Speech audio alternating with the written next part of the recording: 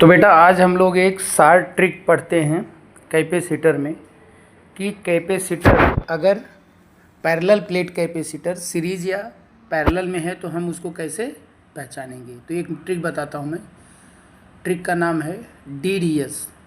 अब DDS याद होगा नहीं तो इसलिए हम क्या करते हैं, इसको बोल देते हैं देवदास सराबी।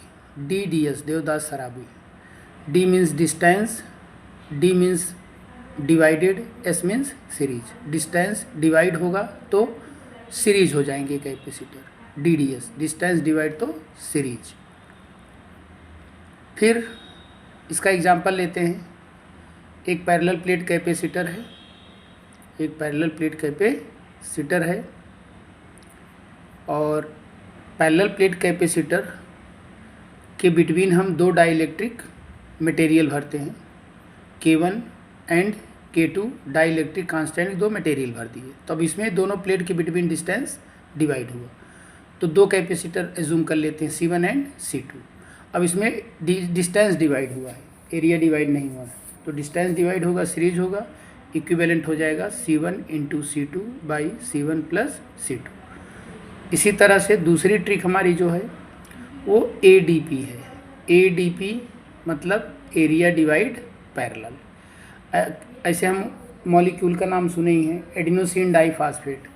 तो A means area, D means divide, P means parallel. बेटा जो D बीच में आ रहा है वो डिवाइड कर रहा है, किसको? दोनों लेटर को डिवाइड कर रहा है। जो भी D बीच में आएगा वो डिवाइड करेगा। तो बीच वाला D divide, DDS distance divide series, ADP area divide parallel. अब इसका एग्जांपल लेते हैं। दो प्लेट ले लेते हैं और आमने सामने रख देंगे, पैरेलल प्लेट कैपेसिटर बन जाएगा।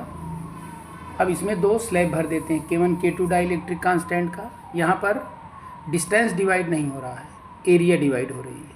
जो प्लेट की एरिया है वो दो पार्ट में डिवाइड हो गई। तो इससे दो कैपेसिटर C1 C2 बनेंगे, ये दोनों पैरेलल होंगे, इनका इक्विवेलेंट कैपेसिटेंस हो जाएगा C equivalent equal to C1 plus C2। तो ये हमारी ट्रिक रही।